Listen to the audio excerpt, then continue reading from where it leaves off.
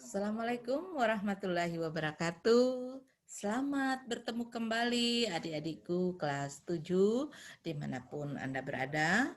Kali ini kembali kita akan belajar melanjutkan materi kita yang sebelumnya yaitu rantai makanan dan piramida makanan.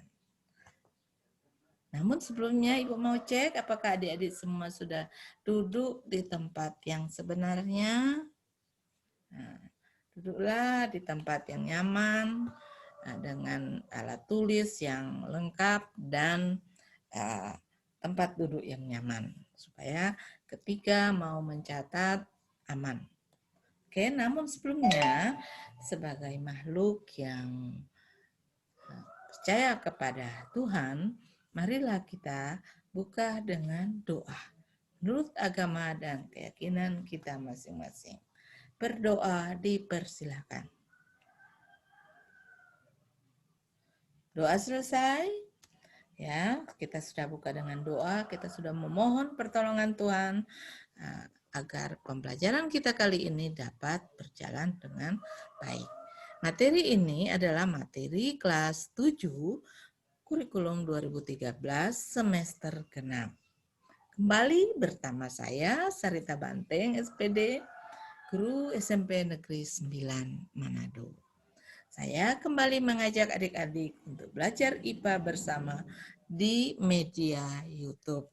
Karena sampai saat ini kita belum bisa bertatap muka langsung karena masih dalam masalah pandemi COVID-19. Semoga kita berdoa pada Tuhan agar pandemi ini segera berlalu. Oke? Tujuan pembelajaran yang akan kita capai pada kesempatan ini yaitu menjelaskan terbentuknya rantai makanan pada komunitas. Berikut menunjukkan pola terjadinya jaring-jaring makanan dalam suatu komunitas. Ya. Pada sebuah ekosistem terdapat banyak sekali komponen. Nah, komponen-komponen ekosistem itu sebagai berikut. Yang pertama adalah produsen. Nah, dalam ilmu IPS sudah ketahui bahwa produsen itu adalah penghasil. Nah, sekarang kita kolerasi dengan pelajaran IPA, yaitu produsen adalah semua tumbuhan hijau adalah produsen dalam sebuah ekosistem. Jadi benda hidup yang memiliki tumbuhan hijau yang memiliki benda tumbuhan hijau itu ya dalam suatu komunitas atau ekosistem itu adalah berperan sebagai produsen dalam sebuah ekosistem. Nah, produsen artinya penghasil, yaitu menghasilkan bahan-bahan organik bagi makhluk hidup lainnya. Contoh produsen adalah padi, ubi, baik itu ubi jalar ataupun singkong, sagu, jagung, tomat, rica, dan lain-lain. Banyak lagi selain itu. Sedangkan konsumen adalah pemakai bahan organik yang dihasilkan oleh produsen. Jadi kita yang pemakan tumbuhan, pemakan daging, dan pemakan benda hidup lainnya, kita dikategorikan sebagai konsumen. Jadi konsumen sekali lagi adalah pemakai bahan organik yang dihasilkan oleh produsen. Berikut ini beberapa tingkatan konsumen menurut apa yang dimakannya. Apa yang kita makan ya. Konsumen tingkat pertama. Apa sih itu? Siapa saja yang masuk pada konsumen tingkat pertama? Konsumen tingkat pertama adalah makhluk hidup yang memperoleh energi langsung dari produsen. Sedangkan konsumen tingkat kedua adalah konsumen makhluk hidup, atau konsumen tingkat kedua ini adalah makhluk hidup yang memperoleh makanan dari konsumen tingkat satu. Berarti ketika misalnya padi dimakan si tikus, ya berarti tikusnya konsumen tingkat satu. Kemudian tikus dimakan ular, nah, berarti ular di sini adalah konsumen tingkat kedua karena dia memperoleh sumber energinya dari konsumen tingkat pertama yang dia makan. Berikutnya adalah konsumen tingkat ketiga. Konsumen tingkat ketiga adalah makhluk hidup yang memperoleh makanan dari konsumen tingkat kedua. Dan seterusnya, kita mengetahui konsumen 1, 2, 3. Sedangkan yang keempat adalah predator pengurai. Pengurai, sekarang kita masuk di pengurai. Pengurai berperan menguraikan makhluk hidup yang telah mati. Jadi ketika kita mati atau cecak mati atau tumbuhan mati, seperti kita melihat kalau cecak mati terjepit dengan pintu, maka kita akan melihat di situ cecaknya 2 hari kemudian sudah tercium bau busuk. Mengapa bau busuk? Karena sudah ada bakteri yang datang menguraikan bangkai dari cicak tersebut, dan kita melihat di situ ada belatung dan lain sebagainya yang merobek-robek bangkai dari cicak tersebut. Nah, makanya bangkai dari cicak itu tercium bau busuk karena dibusukkan atau diuraikan oleh si bakteri pengurai. Sekarang kita lanjut lagi. Hasil uraiannya berupa zat hara di dalam tanah. Jadi kalau ada pengurai di situ ada misalnya kita habis panen padi, habis panen jagung, kemudian batang jagung, batang padi tadi kita benamkan di dalam tanah, kita tambun dengan tanah, maka itu akan diuraikan oleh pengurai dan bisa menjadi unsur hara di dalam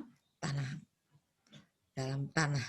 Jadi ketika kita tanam kembali tanaman di situ, maka tanaman yang kita tanam di situ mendapatkan banyak unsur hara dari bangkai-bangkai jagung dan padi tersebut.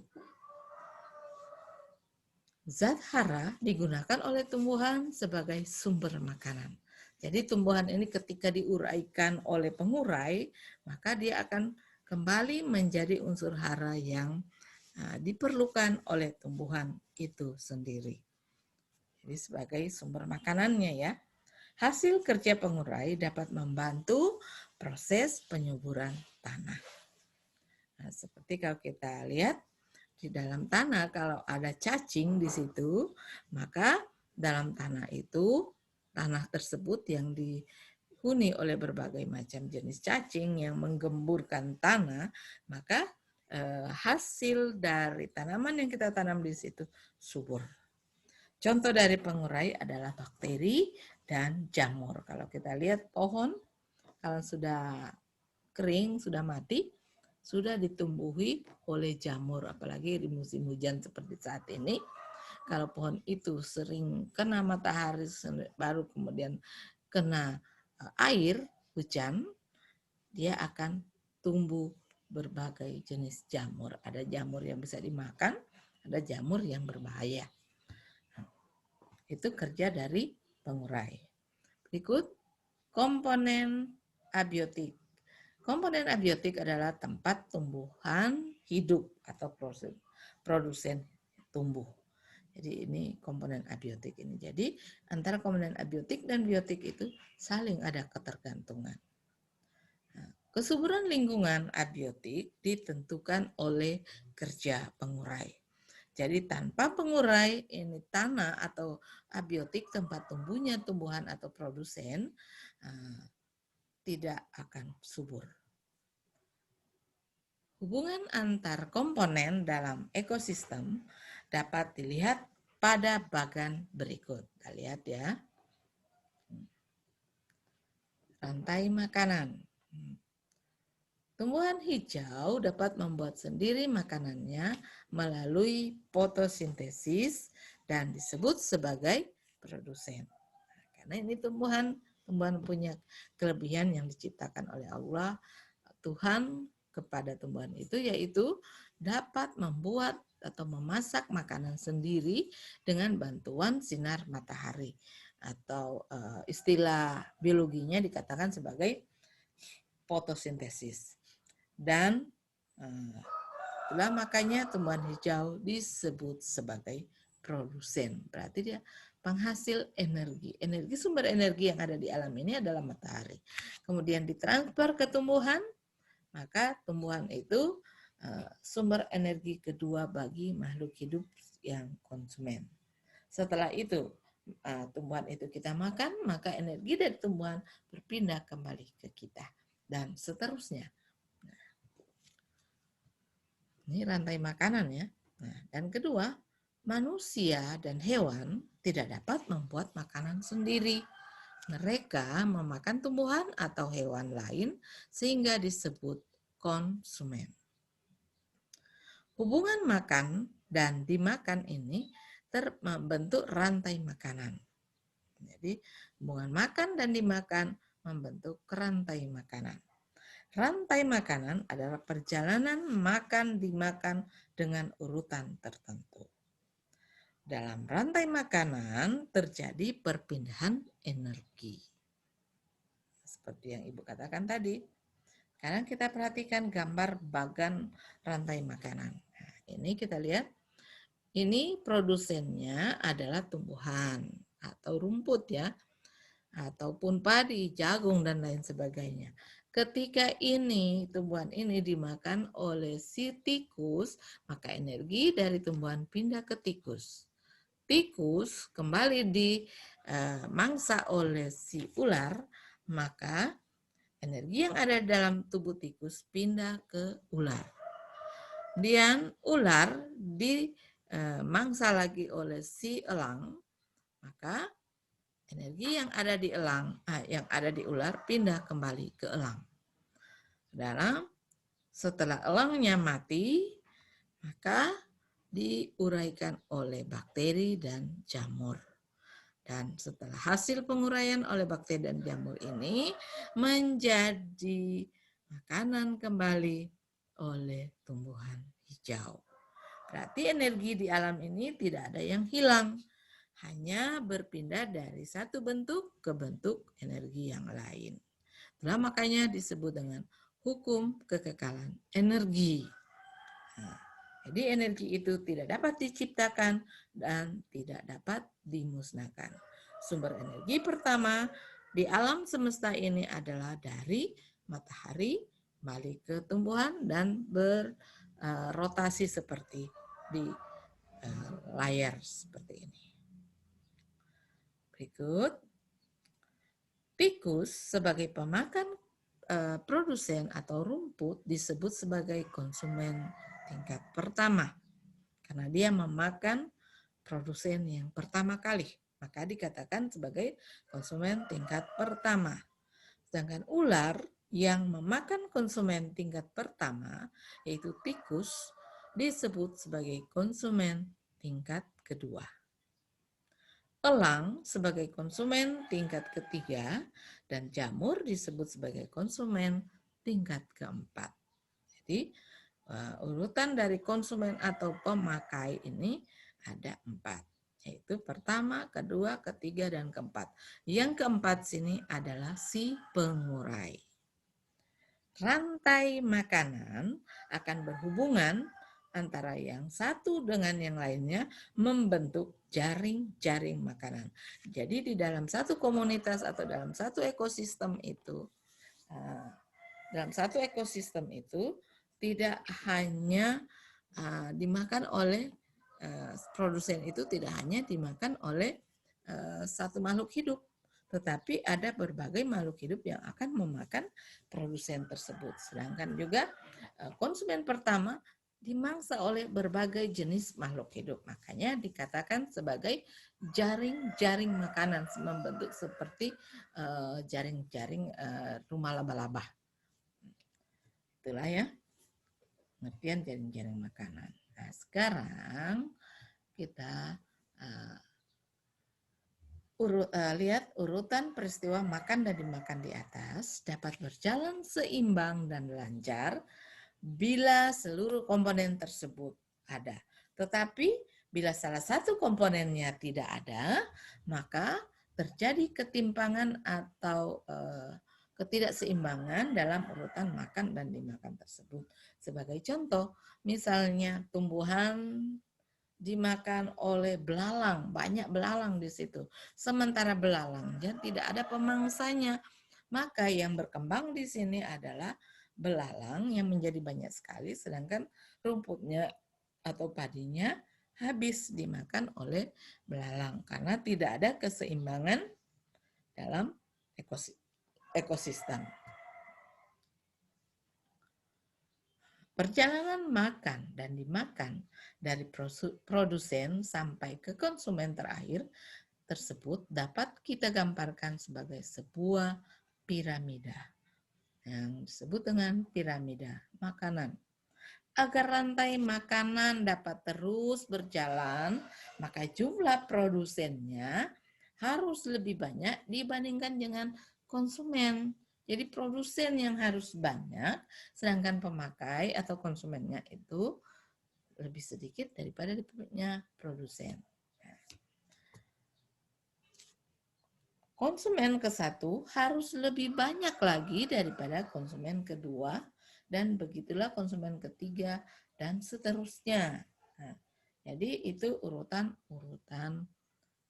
piramida makanan. Nah, kita lihat ini ya. Nah, produsennya di sini adalah tumbuhan hijau. Kita katakan dia sebagai tropik pertama.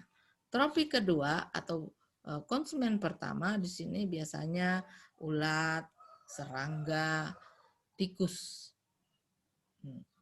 Sedangkan konsumen kedua biasanya di sini atau tropik ketiga ini, di tropik ketiga ini, urutan ketiga ini dari piramida ini adalah si ayam, katak, dan lain-lain, masih ada lagi disebut dengan konsumen kedua. Sedangkan konsumen ketiga atau konsumen puncak ini ada si ular, si elang, ada lagi si singa, harimau, dan lain-lain. Mereka berada pada tingkat tropik keempat. Jadi urutan dari tropik ini yaitu pertama produsen, tropik kedua diisi oleh konsumen pertama, tropik ketiga diisi oleh konsumen kedua, dan tropik keempat dalam piramida makanan diisi oleh konsumen ketiga atau konsumen puncak dalam piramida. Nah, berarti mereka ini yang di tropik keempat ini, mereka dikatakan sebagai predator. Ya, jaring-jaring makanan. Interaksi antar unsur non-hayati dengan hayati menciptakan suatu sistem ekologis yang biasa kita kenal dengan ekosistem. Dalam lingkungan ekosistem ada hubungan antar jaring-jaring makanan yang saling terkait. Ekosistem juga dapat diartikan sebagai suatu sistem ekologi yang di dalamnya terdapat hubungan timbal balik antara keanekaragaman spesies dengan siklus materi serta arus energi melalui komponen-komponen yang terdapat di dalamnya. Kan ini contoh dari jaring makanan. Contohnya ini adalah makanan di air tawar ya, jaring-jaring. Berikan contoh yang ada di air tawar. Jaring-jaring makanan di air tawar atau sungai banyak melibatkan jenis makhluk hidup. Sungai adalah salah satu habitat yang banyak memiliki makhluk hidup karena air adalah sumber kehidupan. Kalau kita hidup di suatu tempat tanpa air, maka kita tidak akan nyaman. Maka kita katakan air sebagai sumber kehidupan. Makanya menggunakan air jangan boros bagi yang hanya menyambung ke perusahaan air minum. Harus bijak dalam menggunakan air. Kalau airnya kita buang percuma, maka yang manusia yang lain atau makhluk hidup yang lain tidak mendapatkan air. Nah, sebagai contoh, tanaman air atau alga dimakan oleh ikan kecil, udang dan siput. Kemudian hewan tersebut dimakan oleh ikan besar, kodok atau ular. Bebek dan bangau bisa memakan udang. Kodok dan ikan besar dan ular, bangau dan ikan besar bisa juga dimakan oleh burung elang. Jadi di sini ada sebagai jala yang saling makan dan dimakan di situ. Jadi perbedaan antara rantai makanan dan jaring-jaring makanan adalah rantai makanan merupakan bagian dari jaring-jaring makanan. Jadi rantai makanan itu sebagian kecil dari jaring-jaring makanan yang ada di dalam satu ekosistem atau di ekologi yang ada di alam semesta ini. Sehingga jaring-jaring makanan akan menimbulkan banyak sekali rantai makanan yang terhubung satu sama lain. Jika skemanya digambar akan jaring-jaring makanan akan berbentuk seperti jaring laba-laba. Selain itu, jaring-jaring makanan dapat mengingatkan kemampuan adaptasi dan persaingan untuk bisa bertahan hidup. Tidak seperti rantai makanan yang tak berhubungan dengan bagaimana makhluk hidup bersaing mendapatkan makanan. Contoh jaring-jaring makanan seperti yang digambar ini. Ya. Ini bunga dimakan oleh si belalang. Belalang ini bisa dimakan oleh si burung, bisa dimakan oleh katak, bisa dimakan oleh laba-laba. Kemudian si burung ini lagi bisa dimakan elang dan katak bisa dimakan burung. Ini kalau melihat ini katak ini banyak pemangsanya ya. Bisa burung elang, bisa si burung hantu, dan juga bisa si ular. Ular pun bisa memakan laba-laba. Dan kemudian elang juga bisa memakan si burung hantu. Nah, sekarang si elang dimakan oleh si singa. Sedangkan burung hantu bisa lagi dimakan oleh singa. Oleh rubah juga bisa memakan si burung hantu. Elang pun bisa dimakan oleh ular pun bisa dimakan oleh singa, bisa dimakan oleh rubah. Kemudian hantu juga, si burung hantu ini bisa juga dimakan oleh si rubah ini. Jadi pemangsa dari si burung hantu ada 3 ya, dimakan oleh si singa, dimakan rubah, dan dimakan oleh si elang. Jadi itu makanya dikatakan sebagai jaring-jaring makanan. Kesimpulan, dalam suatu ekosistem terdapat banyak komponen penyusun yang saling ketergantungan antara satu dan lainnya. Saling ketergantungan tersebut membentuk pola interaksi aliran energi yang disebut rantai makanan. Dalam satu rantai makanan produsen harus memiliki porsi yang paling banyak dibandingkan dengan konsumen tingkat 1 sampai konsumen tingkat ketiga yang membentuk piramida makanan. Di suatu komunitas terdapat peristiwa makan dan dimakan. Akan saling silang sehingga membentuk jaring-jaring makanan karena satu produsen tidak saja dimakan oleh satu jenis konsumen. Jelas sampai sini? Ya, sekarang kita akan masuk ke uji kompetensi. Di sini Ibu akan menguji apakah adik-adik bisa memahami penjelasan saya tadi. Nomor 1, perhatikan gambar ini ya. Nah, pertanyaannya, jika salah satu komponen dari rantai makanan ini hilang, contohnya sayuran mati karena mungkin kering, tidak disiram, kemudian ada faktor dari manusia, kemudian kesengajaan manusia membuang limbah yang berbentuk minyak mengalir ke tanaman sayur ini sehingga rantai makanan ini akan terganggu. Nah, berikan penjelasan atas jawabanmu. Apa yang mungkin terjadi pada konsumen yang lain jika itu sayuran ini mati? Siapa yang akan kelaparan duluan?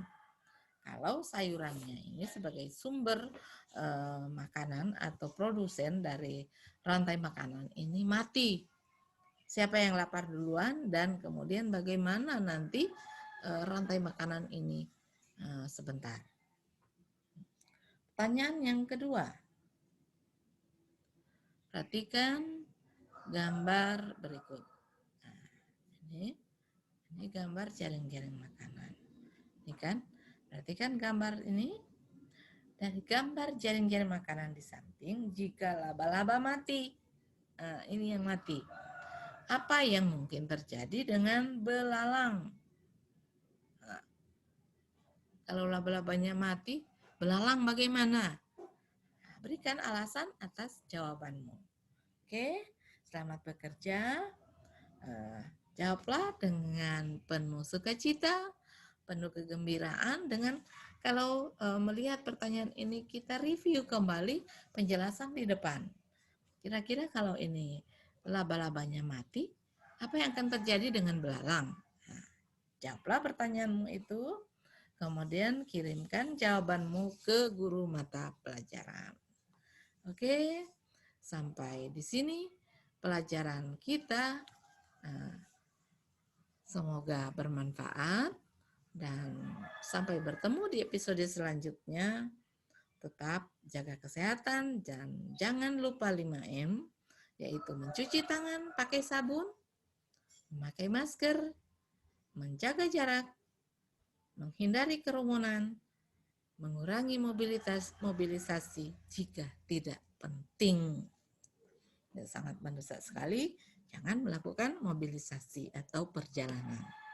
Bagi kamu yang belum mengklik atau mengklik subscribe, silakan klik subscribe agar tetap mendapatkan link-link video selanjutnya dari saya supaya adik-adik mendapatkan wawasan ilmu lebih luas. Oke? Namun sebelum kita berakhir dalam pertemuan kali ini, kita tutup dengan doa. Semoga apa yang kita pelajari ditanamkan oleh Tuhan pada benak kita dan bisa kita gunakan untuk membuka kesulitan-kesulitan yang kita hadapi dalam kehidupan kita kelak. Berdoa menurut agama dan keyakinan kita masing-masing dipersilahkan. Doa selesai. Terima kasih atas perhatiannya. Sampai bertemu kembali di episode selanjutnya. Dan akhir kata, Assalamualaikum warahmatullahi wabarakatuh. Semoga kita semua tetap dalam keadaan sehat walafiat dan tetap semangat untuk melanjutkan kehidupan selanjutnya. Oke, bye.